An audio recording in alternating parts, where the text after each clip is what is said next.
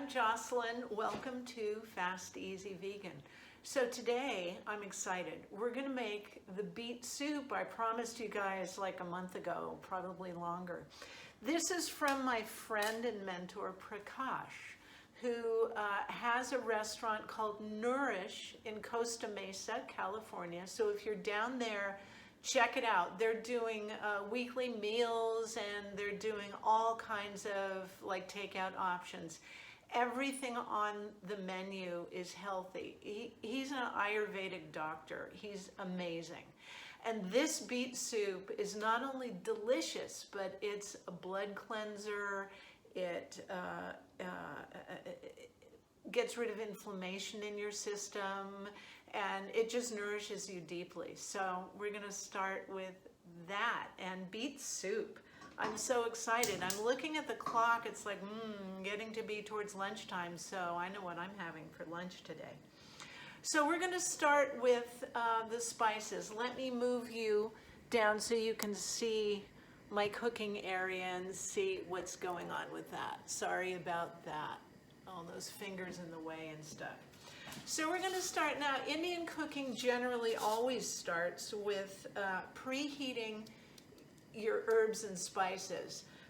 This is a tablespoon of black mustard seed, which we're going to put into our hot pan, and we're going to let it stay there until those mustard seeds start popping. That's when they're releasing their maximum gift or potential, or however you want to look at that. And this is about a teaspoon of Italian seasoning we're going to put in there too. And we're just going to stir this around while the pan gets really hot. And when those things start popping, we'll add everything else in. So my love of beet soup started with, I'm going to pull you up again so I can talk to you. My husband and I were getting ready to go on a road trip a couple of years ago, and about a week before we left, my husband started complaining of this weird and kind of horrible pain he would have after he ate. So that's weird. Prakash, by the way, is in Southern California. He was in New Mexico then, and I'm in Northern California. So this was not resolving itself. He finally ended up going to the local hospital emergency room to see what they could figure out. Never a good idea to go on a trip when something's wrong. So off he goes. He comes back a couple hours later, shrugging, saying, yeah, they couldn't figure anything out. Okay, interruption, starting to pop. So back to the recipe. Here we go. Ooh, yeah, the fragrance is wonderful. A tablespoon of coriander powder in there, a tablespoon of nutritional yeast in there, a tablespoon at least of grated fresh ginger. Okay. Now stir those all around. They're getting beautifully fragrant. We don't want to burn them. So had to dump some water in that fast. So you want about 6 cups of water for this soup. All right. We've got the water in. Now we're going to add our vegetables. Okay, there's more than beets that go into this soup. First of all, if you don't know what a daikon radish is, they're usually about 2 feet long in the store, and they're most common in Asian stores. I am very lucky to live in an area where we have everything. Sometimes I have to drive for it, but I can get it. So yesterday I'm at the store and they had this pile of monster daikons, so I just whacked it over my knee and took the piece that I needed. So from there, I took about, what we want in this soup is about a 2-inch piece. So I cut that up into chunks and in it goes. A good sized carrot, also cut in chunks, in it goes. About a cup of green cabbage, in it goes. And then finally, the most important ingredient of all is our beets. This was a couple of big beets, also diced up. You want these all in chunks so they'll cook quicker and more evenly. And now we're going to let this cook. We're going to bring it up to a boil, and then we're going to turn it down and let it simmer for about a half an hour.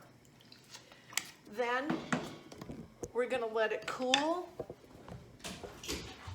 and then we're going to put it in the blender because this is a creamy soup. Let me finish the story about Prakash and my husband. So my husband's getting sicker and weirder feeling and weaker, and oh, Bix has to go out. Must be a squirrel. And I got in touch with Prakash in Santa Fe, and I said, look, you know, we're going to be passing by. Can we come see you? There's something wrong with Barry. He says, absolutely, come. I'll be here. I'll see you. So bright and early, a couple days later, we're on our way to Santa Fe. And we get there early in the morning. Prakash is sitting there meditating and waiting for us. So he sits Barry down, he takes his pulse, he looks at his eyes, he looks at his tongue, he does all his diagnostic Ayurvedic things. And he said, you have sludge in your gallbladder. Well, I'd never heard of such a thing.